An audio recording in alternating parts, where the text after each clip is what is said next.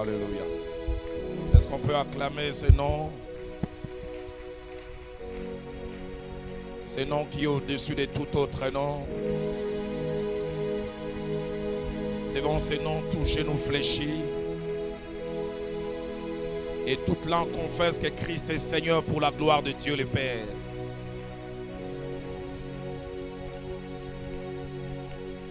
Est-ce qu'on peut offrir une offrande d'acclamation mieux que celle-ci?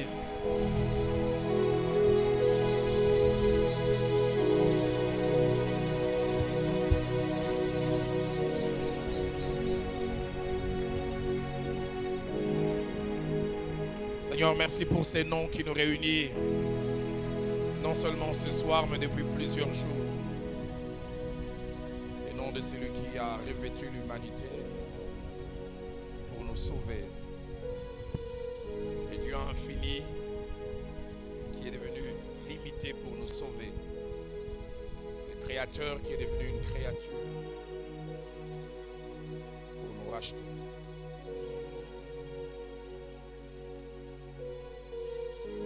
Toi que nous nous tournons ce soir.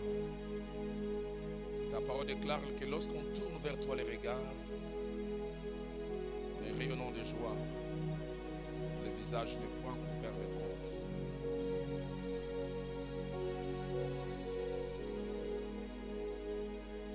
Ce soir, comme Anne, nous sommes venus déverser nos cœurs devant toi. Ce soir, nous sommes venus te chercher. Toi qui as dit que tu te laisseras trouver par ceux qui te cherchent. Bénis cette parole d'exhortation et bénis les temps qui vont suivre après.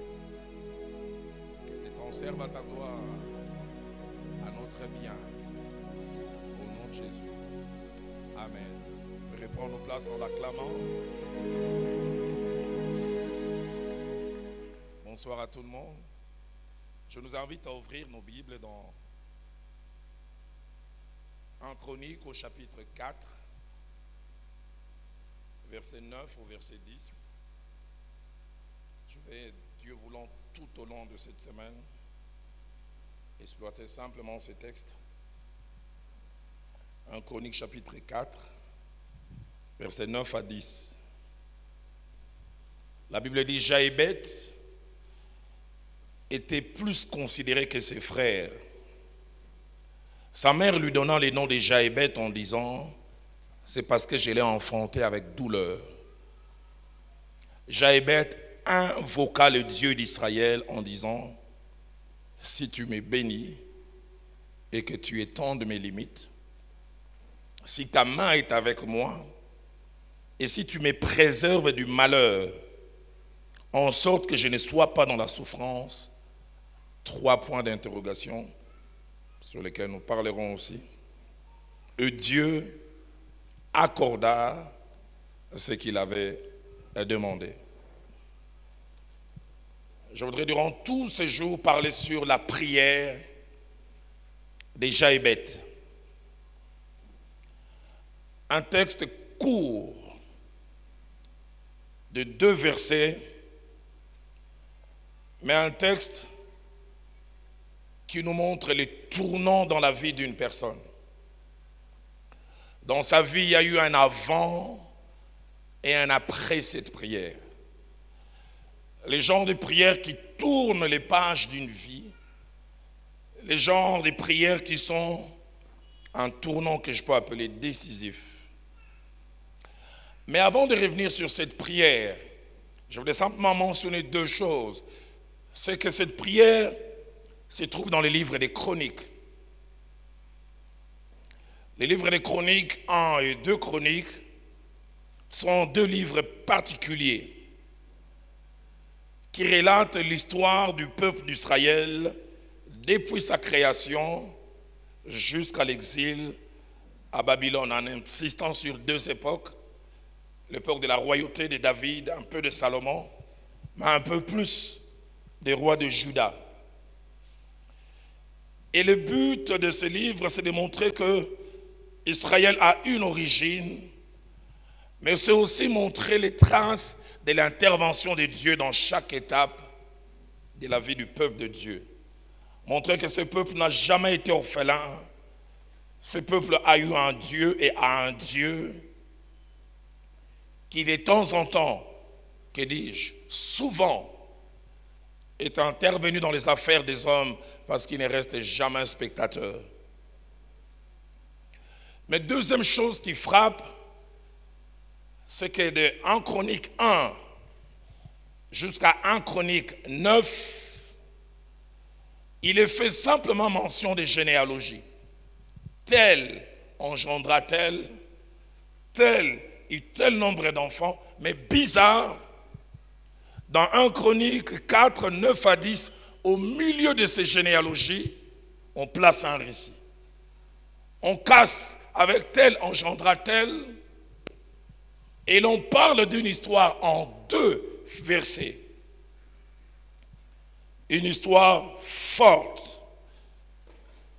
Comme je le disais, un récit des changements dans la vie d'un homme, Jaébet. Je voudrais vous dire, il y a des instants qui peuvent changer une vie. Et je ne pense pas que cette convocation solennelle qui a débuté depuis quelque temps l'est pour rien. Il y a un but, il y a des objectifs que Dieu a. Et je prie que toi et moi, nous puissions nous connecter à ces buts et à ces objectifs. Dans la vie de Jaébet, comme je le disais, il y a eu un avant et un après cette prière. Le verset 9 nous donne 4 informations concernant Jaébet. La première, c'est qu'il n'était pas né seul dans sa famille. La Bible dit, Jaébet était plus considéré que ses frères. Il avait des frères. La deuxième, c'est que parmi ses frères, il avait un poids, une considération, un respect qu'on lui accordait. Pourquoi, nous ne savons pas. Il avait dit, il était considéré. Et le terme utilisé, c'est le terme kabod. Il avait un poids. Et troisièmement, l'on nous montre que son nom, contrairement à la coutume juive, ne lui avait pas été donné par son père. Parce que chez les Juifs, quand l'enfant naissait au 8e jour, le jour de la circoncision, c'est le père qui donnait le nom à l'enfant. Mais bizarre, de Jaébet, il est dit, sa mère lui donnant le nom de Jaébet. Certains supposent que soit son père était décédé ou en prison, mais dans tout le cas, un papa absent. Pour quelle raison? Nous préférons rester silencieux là où la Bible est silencieuse. Mais quatrièmement, il nous est dit non seulement les noms qui lui a été donnés, la signification de celui-ci, mais aussi le pourquoi. Sa mère décida de l'appeler Jaébet, qui signifie souffrance. Et elle justifie, je l'appellerai ainsi, parce que je l'ai enfanté avec douleur. De quoi était fait cette douleur, nous ne savons pas. Est-ce le décès de son mari? Est-ce un manque sur le plan matériel? Toujours est-il qu'il a décidé de donner à cet enfant un nom attaché aux circonstances par lesquelles elle passait. Et le verset 10 nous parle de quelque chose qui arrive à un moment. Ce jeune homme qui porte le nom de souffrance décide de vaquer à une activité, la prière. Et quelle prière? La Bible utilise un terme fort. La Bible dit Jaébet invoqua le Dieu d'Israël. Le terme invoquer, c'est appeler. Allez, quand je dis appeler, je ne le dis pas suffisamment, c'est obliger Dieu à se manifester. Invoquer. Prier Dieu en les pressant qu'il se manifeste, qu'il se voie, qui devienne palpable, que son intervention ne soit plus théorique, qu'il se manifeste. Je ne sais pas ce qu'il en est de vous. Moi, je suis venu ce soir invoquer Dieu. Un Dieu qui s'est fait voir. Un Dieu qu'on crie vers lui et il répond. Et cette invocation, c'est-à-dire cette qualité de prière, est basée sur une seule chose, un soubassement. La fatigue, la lassitude, le trop plein d'une condition. Jochebed était fatigué de sa condition de vie. Sa condition de vie, comme nous le verrons tout au long de cette semaine, manifestée par les 4 axes de sa prière. Il était lassé et fatigué de l'absence de la bénédiction. Je parlerai demain de la bénédiction selon la parole de Dieu. Il était lassé que Dieu ainsi que sa faveur ne se fasse pas visible dans sa vie. Deuxièmement, il était lassé de la présence des limites, des choses qui l'empêchaient d'aller loin. C'est pour cela qu'il a dit, si tu étends mes limites. Il était conscient qu'il y avait des barrières. Il ne pouvait pas aller plus loin. Fatigué de cela. Il était fatigué de l'absence de la main de Dieu. Il dit, si ta main est avec moi. Et la main de Dieu veut parler de Dieu en action. Dieu en activité. Il avait l'impression d'avoir un Dieu théorique. Ou un Dieu inactif. Il dit, je veux que ta main soit avec moi. Mais quatrièmement, il était fatigué du malheur et de la souffrance qui l'accablait. C'est pourquoi il a dit, si tu me préserves du malheur, il veut dire, je consomme un malheur à 6 heures, malheur à midi, malheur le soir. Malheur lundi, malheur mardi, malheur jeudi, malheur janvier, malheur février. Si tu me préserves du malheur, en sorte que je ne sois pas dans la souffrance. Permettez-moi les termes. Il en avait marre. Permettez-moi encore les termes. Il en avait ras-le-bol. Dans son fort intérieur, il disait, trop, c'est trop.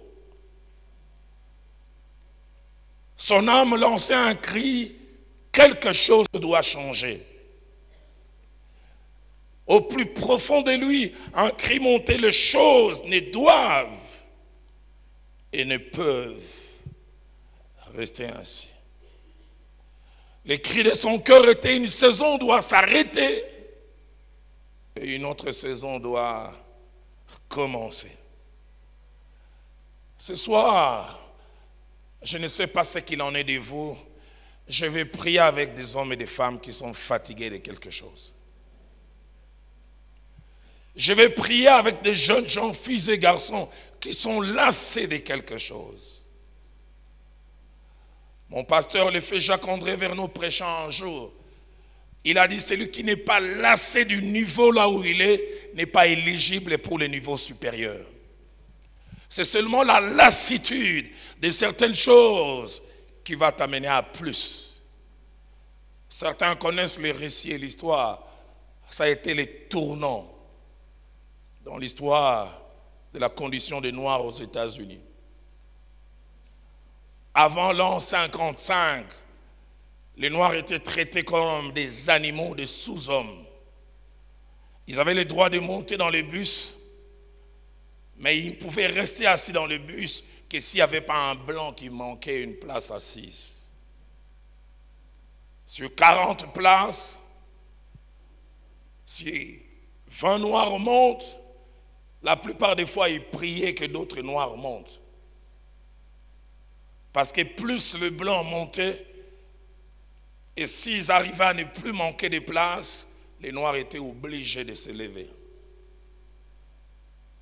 Jusqu'à ce jour de 55, cette femme qui est devenue célèbre, elle est morte il y a quelques années, elle s'appelait Rosa Parks. Ouvrière, la trentaine, elle rentrait de l'usine, fatiguée. Elle a dit ce jour-là, elle a fait une prière, Seigneur, quand je monterai dans le bus aujourd'hui, si possible, que pas ou peu de blancs montent. Et si jamais ils montent, qu'ils ne montent pas suffisamment pour que je ne sois pas obligé de me lever, car j'aimerais arriver jusqu'à chez moi assise.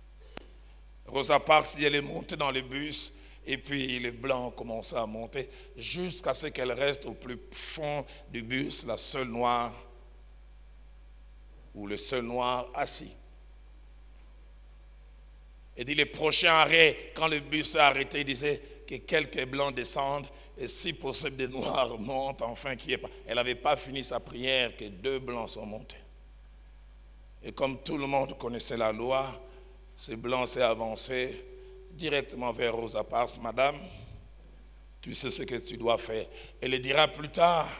Elle dit, je ne sais pas d'où est venue cette phrase, mais c'est cette phrase qui a changé la condition des Noirs aux États-Unis. Elle a regardé les Blancs, elle a dit, nous sommes fatigués de vous laisser les places dans le bus. Nous sommes aussi des hommes. Nous sommes fatigués de vous laisser les places dans le bus. Et le chauffeur a amené le bus à la police, on l'a arrêté. Le lendemain, Martin Luther King a pris la nouvelle, il a vérifié, on s'est rendu compte que ce sont les Noirs à 75% qui montaient dans les bus et qui faisaient que ces bus tournent.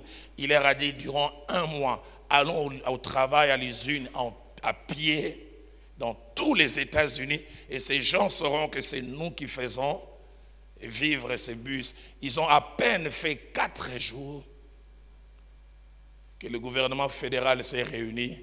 On a changé la loi en disant désormais les Noirs aussi peuvent s'asseoir dans le bus. Il y a des choses qui ne changeront que si tu es fatigué.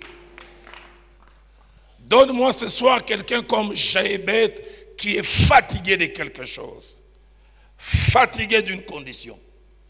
Donne-moi ce soir quelqu'un qui est fatigué de tomber dans le même péché. J'en ai assez de ces péchés. J'en ai assez de cet esclavage à la masturbation. J'en ai assez de cet esclavage à la pornographie. J'en ai assez de ce mensonge. Donne-moi quelqu'un ce soir qui est lassé de cette condition spirituelle. Donne-moi quelqu'un ce soir qui est fatigué du minimum. J'en ai assez d'avoir à peine et de ne pas souvenir suffisamment aux besoins de ma famille. Donne-moi quelqu'un ce soir qui en a assez de la pitié des gens. Pour que je mange, les gens doivent avoir pitié de moi. Pour que je m'habille, quelqu'un qui a plus d'habits doit prendre son surplice. J'en ai assez. Donne-moi quelqu'un ce soir qui dit je suis fatigué de la mendicité.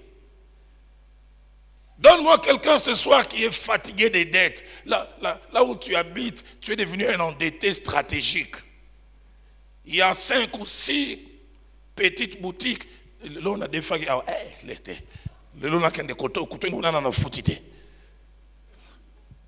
donne-moi quelqu'un qui est fatigué.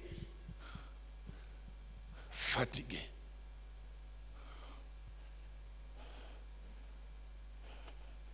Donne-moi quelqu'un qui est fatigué des multiples disputes dans les couples. Sur les 7 jours de la semaine, 2 jours de complicité, 4 jours on se boude et 1 jour on est in between, entre les deux. Et c'est toujours le même cycle. Donne-moi quelqu'un qui est fatigué. Seigneur, j'aimerais rentrer dans les repos, avoir la complicité. Un ami me dit un jour, mon épouse et moi, on ne fait que se chamailler, se battre. Et puis j'arrive un jour chez un autre ami, je trouve, il porte sa femme, Comme un cheval, ils font cheval, kidji. Il était avec sa femme lui dit, t'as la mabala.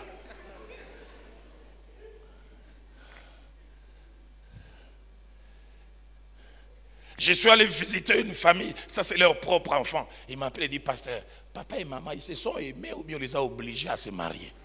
Ils sont devenus des co-voisins. Et comme un papa qui vient me voir au bureau et dit, pasteur Dalona, boy, qu'on connaisse pasteur Vernon, n'a qui sangon kola yo kama bondeli na yo. Babi soko senga 10 fois après ça 11. Et puis dit ceux qui nzambe nanga linga kanga kamata mwasi nangai na lembiye.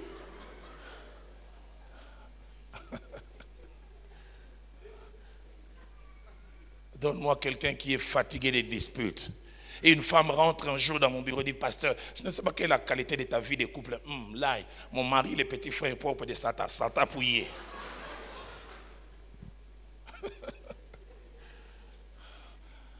Non, Dieu ne vous a pas appelé aux disputes. Dieu vous a appelé à la complicité. Donne-moi quelqu'un qui est fatigué, dit, Seigneur, aide-moi à vivre la joie du mariage. Fatigué, mon mari ne m'offre pas. Spirituel, mais le beaucoup flambeau. Chaque chose, je dois demander. Une femme me dit un jour, je viens voir mon mari, je dis, Kingo, et là, tu as bijou quand on a l'eau là.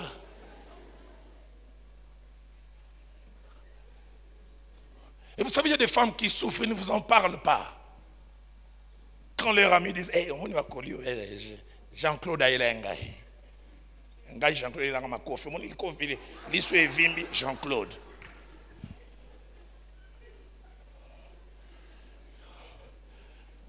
Je n'ai jamais oublié, j'avais pas beaucoup de moyens, certes. Mais je m'occupais des choses de Dieu, j'étais spirituel. Après 5 ans de mariage, mon épouse m'a appelé un jour, dit, Roland, tu as un bon mari, je t'apprécie. Mais j'aurais été à ta place, j'aurais honte. Je dis pourquoi? Il dit tous les bijoux que j'ai après 5 ans de mariage sont mes bijoux de jeune fille que mon père m'a offert. Toi, rien. Il dit, je sais que tu n'as pas de moyens, mais je ne sens même pas que tu souffres de ne pas m'offrir. L'homme spirituel, Atalara Lola. Kolobig Saba âme. Est-ce que ta femme peut se vanter en disant, ça c'est mon mari qui a acheté?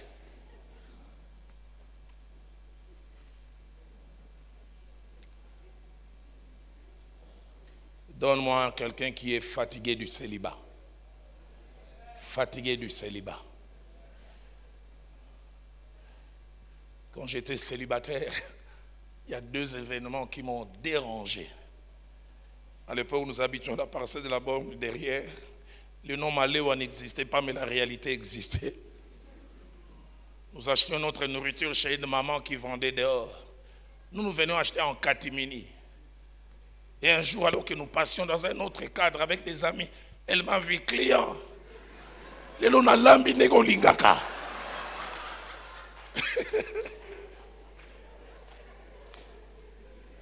amis m'ont demandé, Roland, yo, n'habite aucun de papa. Dans mon cœur, j'ai dit, j'en ai assez que les gens du dehors connaissent mes goûts. Et le lendemain, j'arrive chez un ami du même âge que moi. Je suis arrivé vers 7 h, on a parlé, puis on voulait sortir. Et sa femme lui a demandé, en l'arrangeant les cols et la cravate, Jean-Claude, Lelo Lingo Lianino, il a pris un but. J'ai dit à Nzambe, Baninga, Batunakabango. Donne-moi quelqu'un qui est fatigué du célibat. Là, je parle à Glody. Merci pour les diplômes de Glody. Merci pour les promotions Glody, marie-toi. Je suis fatigué de te voir célibataire. Je suis fatigué de te voir avec des beaux costumes. Je priais, je disais à mon épouse, dans le livre des psaumes, il est dit, avant que tous nos jours n'existent, leur nombre était écrit. Je dis à mon épouse, pour Glody au ciel, quand on regarde, on dit 2018, 3 enfants. Mais quand on regarde sur terre, ni marié.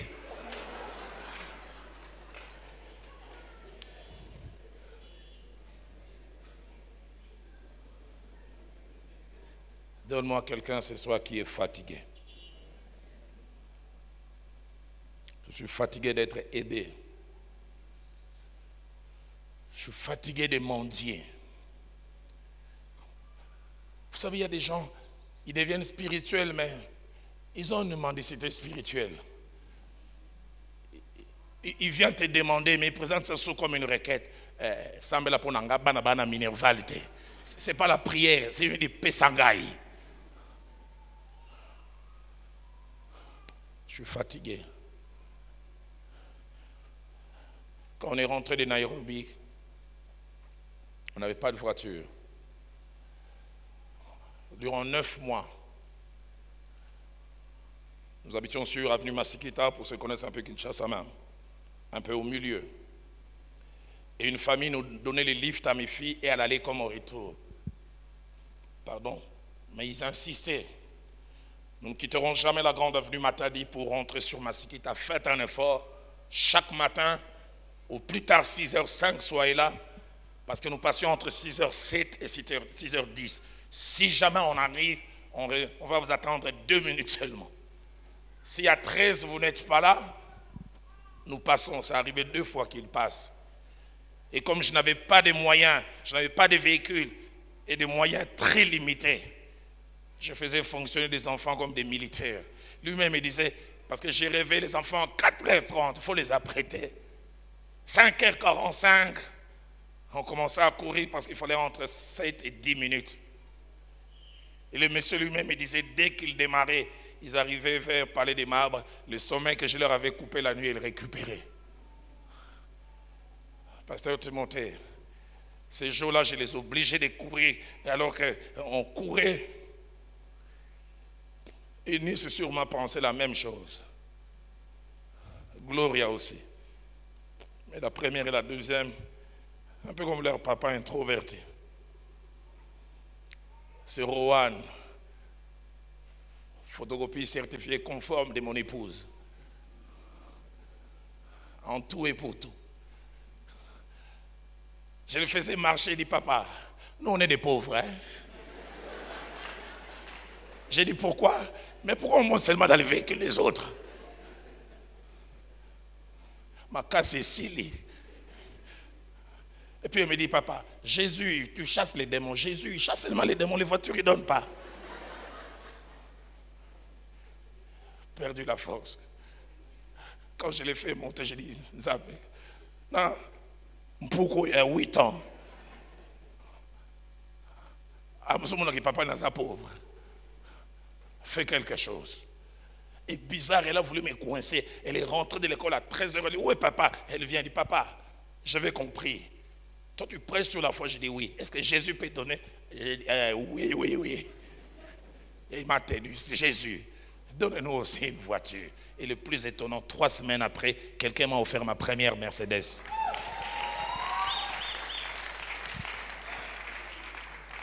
Donne-moi ce soir quelqu'un qui est fatigué. Fatigué de quelque chose. Jérémie t'a dit, j'en ai assez. J'en ai assez. Je suis fatigué de l'absence de promotion au travail. Fatigué de faire du surplace. Fatigué d'être un spectateur et une spectatrice dans la vie. Fatigué d'entendre les témoignages d'autres personnes. On se demande est-ce qu'on s'adresse au même Dieu.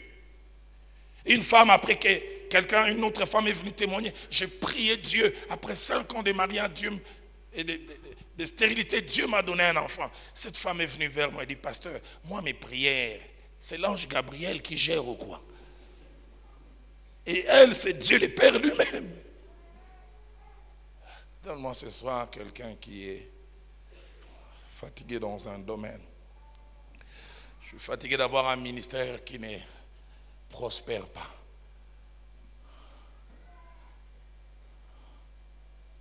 Je suis fatigué d'avoir les minima sur le plan social. Je suis fatigué de ces moqueries. Fatigué de ces complexes. Fatigué d'être comme un citoyen, une citoyenne de seconde zone. Je suis fatigué de ces crises répétées de cet enfant qui pique ces crises d'asthme. tombe à l'école. Je suis fatigué d'être aux aguets chaque fois que le téléphone sonne et que c'est l'école. Je dis, est-ce qu'il n'est pas encore tombé? Je suis fatigué de prendre des médicaments pour dormir. Sans médicaments, je ne sais dormir. Je suis fatigué. Dans Juge 6 au verset 13, Gédéon a vu sa condition changer parce qu'il était fatigué. Il était fatigué d'avoir affaire à un Dieu historique. Juge 6, 13. C'est l'ange de l'Éternel, Jésus-Christ, qui lui apparaît. Il dit, vaillant héros, l'Éternel est avec toi. Écoutez ce qu'il dit. Où sont ces choses dont nos pères nous parlaient autrefois? Lorsqu'ils disent que l'Éternel a fait sortir, il voulait dire, ou bien ça va foutre. Il voulait dire, je suis fatigué d'un Dieu historique. Je veux un Dieu qui intervient dans mon présent. Où sont ces choses? 2 Rois chapitre 7, verset 3 à 20. 4 lépreux ont vu leurs conditions changer parce qu'ils étaient fatigués de rester à l'endroit où ils étaient. Fatigués d'être dans cette antichambre de la mort, à cet endroit où l'on a mené les lépreux qui attendent la mort. Ils disent, si nous restons ici, nous mourrons. Si nous allons de l'autre côté aussi, nous mourrons. Allons nous jeter dans les camps des Syriens. Ils avaient deux options, mourir en ne faisant rien ou mourir en essayant de faire quelque chose. Même la caille a été donnée à ceux qui en avaient assez de la manne. Notre âme est rassasiée de la manne. Donne-nous autre chose. Et Dieu leur a donné de la caille. Seigneur, donne-moi ce soir quelqu'un qui est fatigué. Fatigué d'assister au mariage des fils et des filles d'autres personnes. À quand mon tour? Fatigué d'aller porter les enfants d'autres personnes, je veux aussi porter les miens. Et dans sa fatigue et dans sa lassitude, il s'est livré à un exercice, la prière. Et par rapport à la prière, j'ai dit 3 choses. Et puis nous allons prier ce soir. Que dis-je? Nous allons invoquer. La première, il ne suffit pas de prier. Il y a une attitude qui doit accompagner la prière. Hébreux 11, verset 6 nous le montre. Il faut que celui qui s'approche de Dieu, 1, croit que Dieu existe. Et 2, qu'il est le rémunérateur de ceux qui le cherchent. Jabez a demandé ces choses à Dieu, 1, parce qu'il connaissait ce Dieu. Et 2, il connaissait la capacité de ce Dieu à lui accorder ce qu'il avait. Ce dont il avait besoin, j'allais dire. Il savait que ce Dieu était capable de les bénir, de lui accorder la faveur. Il savait que ce Dieu était capable d'étendre ses limites. Il savait que ce Dieu était capable de mettre le malheur de côté. Il savait. Il faut que celui qui s'approche de Dieu croit que Dieu existe.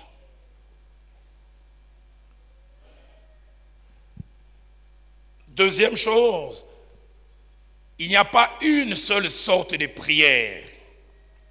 Il y a plusieurs sortes de prières. Quelle est la forme de prière que vous allez pratiquer ce soir? Je ne sais pas, Ephésiens 6, 18 dit, faites en tout temps par l'Esprit toutes sortes de prières.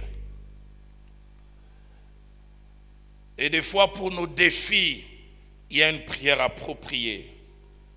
Il y a la prière normale. Mais même la prière normale a des niveaux. Matthieu 7, 7 dit 1, demandez et l'on vous donnera. Et puis ça monte d'un cran. Frappez et l'on vous ouvrira. Cherchez. Prière normale mais avec niveau. Il y a des choses qu'on obtient par la demande. Il y a des choses qu'on obtient par la recherche. Il y a des choses qu'on obtient en frappant. Certaines choses, si tu demandes, tu ne l'auras pas. Il faut chercher. D'autres, si tu cherches simplement, ça ne suffit pas. Il faut frapper. J'aime ces prières qui venaient du fond. Où est le Dieu d'Élie? J'aime quand au Mont Carmel, il dit que l'on sache que tu es Dieu et que l'on sache que je suis ton serviteur. J'aime quand David prie, il coince même quasiment Dieu. Il dit, pourquoi tu ne m'exauces pas? Est-ce que dans les séjours des morts on te célèbre? N'est-ce pas nous les vivants qui avons besoin de voir ton intervention? Toutes sortes de prières. Mais il y a aussi la prière en langue. 1 Corinthiens 14, verset 15. L'apôtre dit, je prierai en intelligence, mais je prierai aussi en langue. Et dans 1 Corinthiens 14, verset 14, il insiste, il dit, quand je prie en langue, mon esprit est en prière et mon intelligence demeure stérile. Il monte encore d'un cran, 1 Corinthiens 14, verset 2. Il dit, celui qui parle en langue ne parle pas aux hommes mais à Dieu, car personne ne les comprend. C'est en esprit qu'il dit des mystères. Autre forme de prière, c'est la prière associée aux jeûnes. Toi qui n'aimes pas jeûner, influencé par Descartes, tout est ramené à la raison. Y a-t-il un rapport entre l'exaucement et le ventre creux? Mange, coula. Dieu a-t-il besoin d'un ventre creux pour exaucer? Bon appétit, mange, fais des renvois. Même Jésus lui-même a dit, dans Matthieu 17, 21, cette sorte de démon ne sort que par la prière et le jeûne. Les disciples ont essayé, ils ont prié, ça n'a pas marché. Mais ils étaient étonnés, lui il est venu faciliter.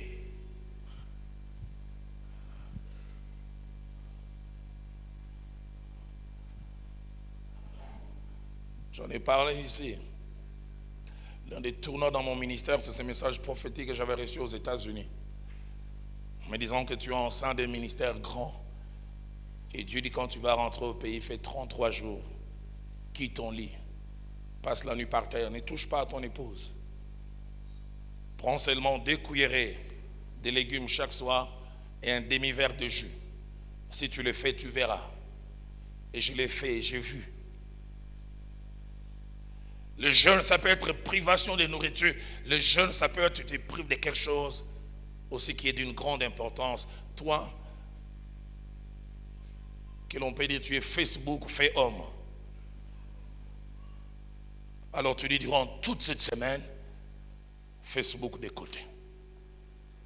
Une privation, parce que quand toi tu te réveilles, c'est même pas à Dieu que tu parles. Tu consultes. J'ai connu une femme qui a dit, je ne porterai les bijoux et je ne me maquillerai que si je vois Dieu faire telle chose, des côtés. J'ai un ami qui a dit, durant 3 semaines, je ne regarderai pas la télé. Accro aux infos et surtout accro au football. Il dit, il était dans sa chambre en train de prier, il entendait de waouh! Mais il dit, j'ai dit, durant 3 semaines, pour chercher Dieu, je mets ça de côté.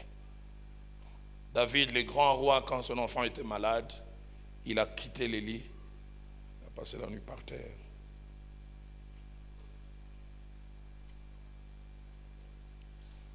Dernière et troisième chose en rapport avec la prière, là je demande aux musiciens de s'apprêter parce que je voudrais, et ils vont simplement nous accompagner, n'ont pas besoin de la musique pour prier. Ce soir, nous voudrions comme Jabez invoquer Dieu. Ils vont simplement nous conduire et nous prendrons la position qui nous semble meilleure. Si tu trouves que le mieux que tu marches un moment, fais-le. Tu vas te mettre à genoux, tu vas te coucher par terre. Mais durant minimum de 30 à 40 minutes, nous allons déverser nos cœurs devant Dieu. Et la dernière des choses que je vous dis par rapport à la prière, c'est que Dieu écoute la prière. David a dit, ô toi qui écoutes la prière, tous les hommes viendront à toi. Et le Dieu qui écoute la prière, quand Jabez l'a invoqué, la Bible dit, et Dieu l'exauça.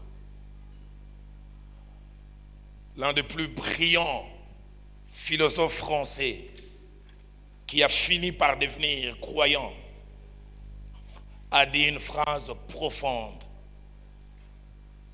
Une phrase que seuls les gens intelligents comme lui, associés à la forte spiritualité qu'il a eue, peuvent prononcer. Il a dit, Dieu a fait de la prière un moyen pour faire de nous des causes.